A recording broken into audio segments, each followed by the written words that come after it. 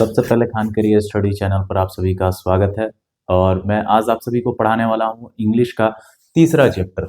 आप सभी देख पा रहे होंगे प्रोज सेक्शन का तीसरा चैप्टर, चूंकि ए पिंच ऑफ स्नफ। इससे पहले हमने आप सभी को दो चैप्टर पढ़ाए, इंडियन सिविलाइजेशन एंड कल्चर, दूसरा चैप्टर आप सभी का भारत इज माई होम। उससे पहले आप सभी को पोएट्री सेक्शन में 10 चैप्टर पढ़ाए गए थे, यानी 10 चैप्टर थे जो पोएट्री में, वो टोटल फुल एक्सप्लेन आप सभी के लिए कर दिए हैं। और उससे पहले अगर बात करें तो 10 मिनट में 10 मार्क कैसे लाएं, उस वीडियो को आप सभी जरूर देख लीजिएगा। और एग्जाम में नहीं आया तब आप कहिएगा, कमेंट में बताइएगा कि सर ने कहा था, सर ने बताया इस चीजों को, उसके बाद भी ये नहीं आया। लेकिन आएगा तो 100% एक बार थैंक्स जरूर लिख दीजिएगा। ठीक, चलिए आगे हम जिक्र करते हैं मनोहर मालवणकर के बारे में। ए पिंच ऑफ स्नफ, एक चुटकी नस्वार, एक चुटकी नस्वार या खैनी कह लीजिए, एक चुटकी खैनी या एक चुटकी नस्वार। तो अबाउट राइटर के बारे में जब जिक्र करते हैं तो अबाउट राइटर में एक चीज आप देखिएगा कि सबसे पहले अगर देखना चालू करेंगे तो मनोहर मालवणकर का जन्म होता है 1913 में। Is a well known novelist and short story writer with 25 publication to his credit. अब इन्होंने क्या किया कि उनकी महत्वपूर्ण रचनाओं की जिक्र की गई है। His important works include distant drum, the Prince, A bend in the gangs and the Bombay be aware. The present short story, A Pinch of Snuff, taken from contemporary Indian short stories in English, is full of wit and adventure. The reader's excitement is built up through the accuracy and the profound comedy of Malvankar narrative। मनोहर मालवणकर का जन्म 1913 में हुआ। एक विख्यातकार, उपन्यासकार तथा लघु कथा लेखक हैं जिनके नाम से 25 से भी ज्यादा पुस्तकें प्रकाशित हो चुकी हैं। और एक पुस्तक लिखने में लोगों की काफी समय लगता है और काफी संघर्ष होती है, और इनकी 25 से भी ज्यादा पुस्तकें पब्लिश हो चुकी हैं।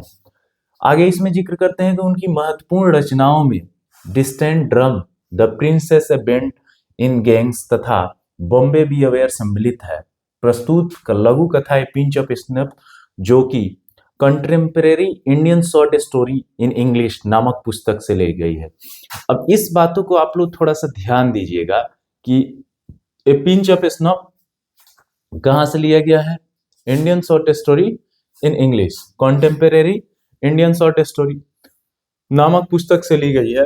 बुद्धिमानी एवं रोमांचक से भरपूर है। मालवणकर के लेखन के सटीक एवं गहन हास्य के माध्यम से पाठक में उत्सुकता का सृजन होता है। मतलब ये काफी रोमांचक चीजों को लिखते हैं, कोई भी चीज को। कौन? मनोहर मालवणकर।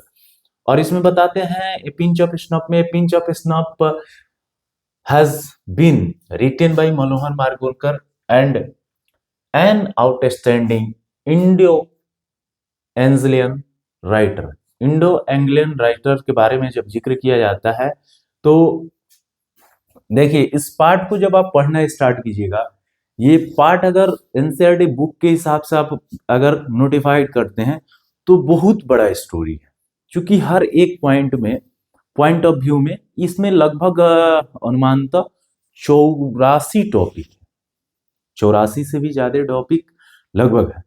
और उस टॉपिक को हमने शॉर्ट फॉर्म में बताने का प्रयास किया है कि उसमें मोरल ऑफ द स्टोरी क्या है।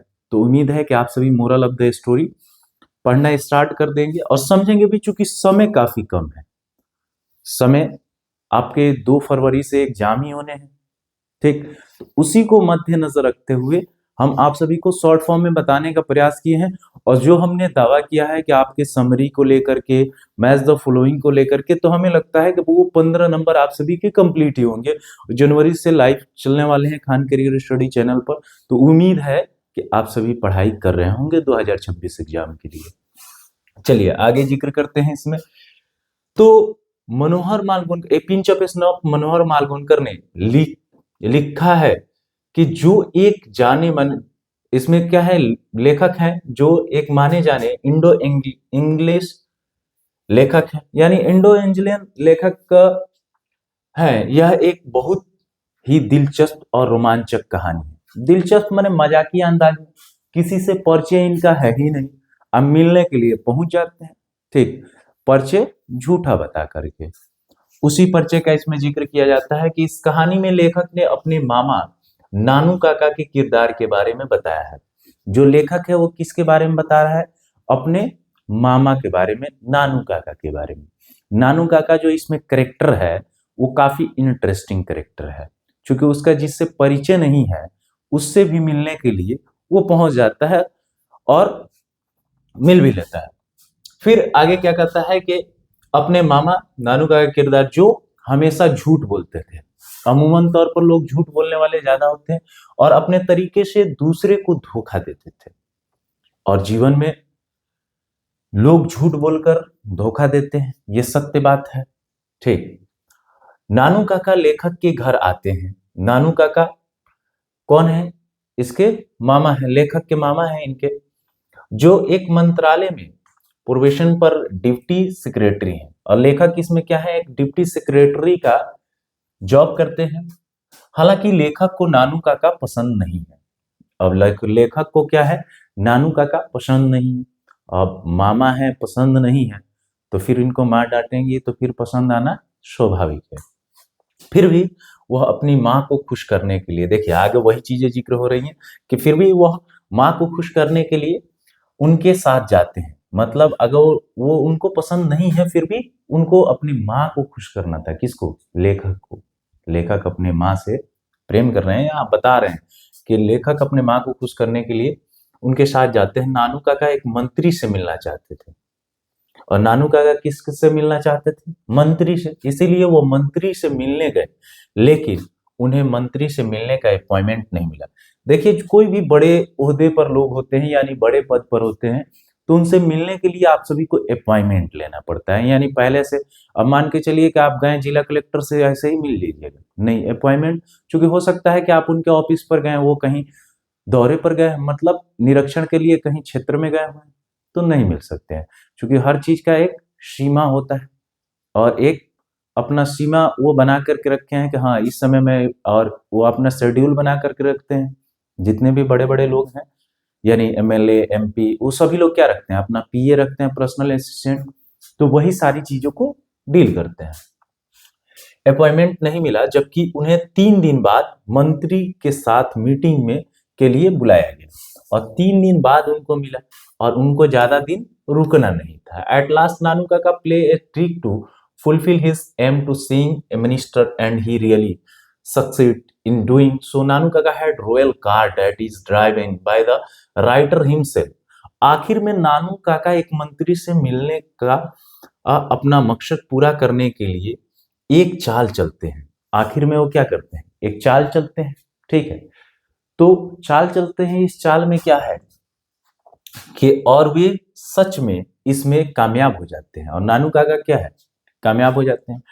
और जब स्टार्टिंग की अगर बात की जाए, तो इसमें मैंने बहुत संक्षेप में चीजों को आप सभी को समझाने का प्रयास किया है, लेकिन कहानी बहुत लंबा है, क्योंकि नानू काका की आने से लेकर के और उनके जाने तक की कहानी, ये निन्नौर के ये ज्योतिषी भी बन जाते हैं, निन्नौर के राजकुमार के घराने के ज्योतिषी भी बन जाते हैं अंतिम में। ठीक, राजकुमार राजकुमारी से शादी कराने के लिए जब होने वाली रहते हैं, तो उसके राजकुमार ये बन जाते हैं। उसमें सोहनलाल की भी जिक्र है। और उससे पहले क्या है कि नानू काका जब आने की बात सुनते हैं लेखक, तो लेखक सोचते हैं कि अब मेरा दिमाग पकने वाला है, लेकिन उनकी माँ बताती हैं कि नहीं, वो 3 दिन से अधिक रुकने वाले नहीं है। फिर आगे इसमें जिक्र किया जाता है कि कामयाब हो जाते हैं। नानू काका के पास एक रॉयल कार थी, जिससे लेखक खुद चला रहा था। और लेखक इसमें क्या है कि खुद चला रहे थे, मतलब लेखक उस टाइम इनके ड्राइवर थे। नानू काका खुद एक ज्योतिषी की तरह कपड़ा पहनकर मंत्री के घर पहुंचते हैं। और नानू काका क्या करते हैं कि एक ज्योतिषी का कपड़ा पहन करके किसके घर पहुंचते हैं? मंत्री के घर पहुंचते हैं। ठीक, और यहाँ पर क्या है, विजिटर बुक में वह अपना झूठा पता लिखते हैं। जो विजिटर बुक होता है, आप कहीं भी जाइएगा, माने किसी बड़े विद्यालय में आप जाइएगा, या कहीं बड़े कैंपस में जाइएगा तो जब आप एंट्री कीजिएगा तो उस समय लिखना होता है कि किस चीज के लिए आप आते हैं। ठीक, जब टाइम मेंटेन होता है कि इतने बजे आप आए हैं, जब एग्जिट होइएगा तब भी टाइम मेंटेन होता है। ठीक है, क्योंकि बड़े बड़े स्कूलों में आप एंट्री कीजिएगा तो उस समय गेट पर गेटमैन जो रहता है वो आपसे नोटिफाई कराएगा, उसको लिखित रूप में दर्ज करता है। अभी तो हर जगह सीसीटीवी कैमरा लग गया है, उसके बाद भी ये सारी चीजें होती हैं। और खुद को निन्नौर के महाराजा का खानदानी ज्योतिषी बताते हैं। झूठ बोलने में माहिर है। कौन? नानू काका। झूठ बोलने में इसलिए क्योंकि वो अपने आप को खानदानी ज्योतिषी बताते हैं, जिससे ही जैसे ही मंत्री वह पता देखता है वह ज्योतिषी से मिलने के लिए बहुत बेचैन हो जाता है। और ज्योतिषी का बहुत अहम योगदान रहता है जीवन में। ठीक, जीवन में इसलिए कि जब भी आप कोई सोशल मीडिया प्लेटफॉर्म को ओपन कीजिए तो एक ज्योतिषी का प्रचार आने लग रहा है। ठीक, कोई भी सोशल मीडिया, और उसमें क्या है कि ज्योतिषी के प्रचार आप देखते रहिए, उसके बाद से प्रीमियम है, सब्सक्रिप्शन लिए हैं तब प्रचार नहीं आएगा। लेकिन यूट्यूब भी झूठा ज्योतिषी का प्रचार दिखा रहा है, ठीक, फेसबुक दिखा रहा है, या अन्य प्लेटफॉर्म भी क्या कर रहा है, ज्योतिषी का जो प्रचार है वो दिखा रहा है, एडवर्टाइज कर रहा है, लेकिन हाथ की रेखा देख रहा है। लेकिन जिसके हाथ नहीं है उसके भी तो जीवन है। वह ज्योतिषी से मिलने के लिए बहुत बेचैन हो जाता है। लेखक नानू काका के झूठ बोलने और ताकतवर लोगों का भरोसा जीतने की कला पर हैरान रह जाता है। जैसे झूठ भी ये बोल रहा है तो सफेद झूठ बोल रहा है कि मतलब पकड़ाएगा नहीं। और उसके बाद ये कहानी मजेदार और बहुत रोमांचक है। मैं इससे ज्यादा इसमें इसलिए डिस्कशन करना नहीं चाहा क्योंकि देखिए चैप्टर काफी लंबा था और मुझे लगा कि वैसे भी काफी लंबा वीडियो होगा अगर मैं पढ़ाऊंगा 84 टॉपिक। तो वो लाइव के लिए मैंने सोचा कि लाइव क्लास में इसका डिस्कशन मैं फुली कर दूंगा, क्योंकि बहुत बड़ा वीडियो स्टूडेंट को देखने में थोड़ा सा बोरिंग फील होता है। लाइव क्लास में उसको तुरंत तुरंत अपडेट कर लेते हैं आप सभी, तो इसीलिए मैंने उसको शॉर्ट फॉर्मेट में समझाने का प्रयास किया। हालांकि अगर आप सभी को समझ में नहीं आया होगा तो मैं पुनः फिर से प्रयास करूंगा कि आप सभी को समझा पाऊं।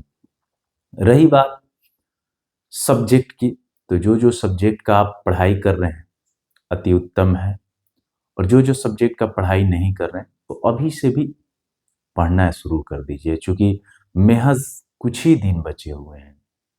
तो कुछ दिन में अगर कुछ नहीं पढ़े हैं तो कुछ दिन में कुछ तो पढ़ लीजिए। Nothing is better than something, मतलब कुछ नहीं से बेहतर तो कुछ तो बेहतर है। क्योंकि मेरा मानना है कि अगर आप पढ़ रहे हैं तो निश्चित रूप से बिहार बोर्ड में नंबर लाकर पास होना बहुत आसान हो गया। इस कब हुआ? जब 2018 के बाद जो सारे सिस्टम है वो चेंज हुए। क्योंकि क्वेश्चन जो है वो दो गुने आते हैं, आपको बनाने रहते हैं उसमें से आधा। यानी ऑब्जेक्टिव में बिहार बोर्ड ये कहता है कि आपको पास होने के लिए 30 नंबर चाहिए, लेकिन सिर्फ पास होने के लिए तो आप नहीं पढ़ रहे हैं। और पास होने के लिए पढ़ रहे हैं तब तो आपके लिए जो सोच है वो आप पर डिपेंड करता है। आप नहीं पढ़ना चाहें तो कोई घोर करके नहीं पिला सकता है कि ये बाबू लीजिए, ये जड़ी बूटी है, ये पी लीजिएगा, पास हो जाइएगा। ऐसा नहीं। और एक चीज देखें कि एग्जाम से पहले बच्चे लोग पूजा पाठ पर ध्यान दे देते हैं, भगवान जी हमरा पर ध्यान दिए, ठीक, उस दिन नहा धोआ के जाते हैं, बाकी दिन नहीं नहा वहा के जाते हैं, ठीक, बाकी दिन नहा करके पढ़ने नहीं जाएंगे लेकिन उस दिन जरूर जाएंगे। लेकिन अभी तो ठंडा का मौसम चल रहा है, ठंडा के मौसम में एक आध दिन गैप भी मार दीजिएगा तो कोई दिक्कत नहीं है नहाने में, ठीक, क्योंकि ठंडा है, ऑलरेडी काफ़ी ज़्यादा ठंडा है। और उम्मीद है कि आप सभी पढ़ भी रहे होंगे और पढ़ाई करते रहिए। बाकी जो सब्जेक्ट की बातें हैं वो आप सभी कमेंट में ज़रूर पूछिएगा, मैं कमेंट का आप सभी का जवाब दूंगा। और मैं आजकल कमेंट भी आप सभी का देख रहा हूँ और कमेंट देखता हूँ कि किनका किनका क्या कमेंट आया हुआ है, ठीक है। तो आप सभी कमेंट जरूर कीजिए। कि जो सब्जेक्ट पढ़ना चाहते हैं, और मैं बहुत जल्द ही जो 2027-28 का बैच है, यानी 26-27 का 26-27 का जो बैच है, उसका मैं 12th क्लास का बहुत जल्द ही अनाउंस करने वाला हूँ। और उसमें यूट्यूब पर पूरा फुल एनसीईआरटी बुक, एक एक चीज एक्सप्लेनेशन के साथ पढ़ाने वाला हूँ। और पूरे मेरे साथ टीचर रहेंगे जो भी खान कैरियर स्टडी चैनल से जुड़े हुए हैं। और पूरा सब्जेक्ट, ये नहीं कि यूट्यूब पर पढ़ा रहे हैं तो आधा अधूरा, नहीं, लाइव क्लास, लाइव जहां तक पॉसिबल हो पाएगा लाइव क्लासेस चलेंगे आप सभी के। वो सारे सब्जेक्ट को कंप्लीट कराए जाएंगे, ये दावा रहेगा आप लोगों से 100%। अगर नहीं कंप्लीट कराए जाते हैं तो आप सभी कमेंट में गाली भी लिख सकते हैं, उससे हमें कोई एतराज भी नहीं है। इसलिए क्योंकि अगर हम पढ़ाने का वादा किए हैं तो पढ़ाएंगे, ये 100% बातें हैं। और इसका मैं फुल एक वीडियो बनाने वाला हूँ कि जो 26-27 के सेशन के बच्चे हैं वो नहीं घबराएं, मैं ज़रूर आप सभी के लिए प्लान कर रहा हूँ। और आर्ट साइंस सभी के लिए, पीसीबी पीसीएम आर्ट्स, ये सभी के लिए मैं पुनः प्लान कर रहा हूँ। और प्लान को बहुत जल्द रिवल करने वाला हूँ। मैं बताऊंगा आप सभी को लाइव आकर के कि मैं पढ़ाने वाला हूँ। और खान कैरियर स्टडी पर पूरी टीम पढ़ाने वाली है। खान कैरियर स्टडी की जो टीम है वो आप सभी के लिए सदैव तत्पर है। तो आप सभी का भी ये कर्तव्य बनता है कि आप सब पढ़ाई करते रहिए और इस मैसेज को दूसरे तक पहुंचाइए। दूसरे तक मतलब जो बच्चे पढ़ने वाले हैं उन तक ये पहुंचाइए, ताकि खान कैरियर स्टडी चैनल जो है वो सभी बच्चों के पास पहुंच सके और सभी लोगों के पास पहुंच सके, ताकि खान कैरियर स्टडी चैनल पर पढ़ाई शुरू हो चुके हैं और आप सभी पढ़ते रहिए अंततः। धन्यवाद। स्वस्थ रहें, मस्त रहें, ठंडी में थोड़ा बच के रहिए। जय हिंद।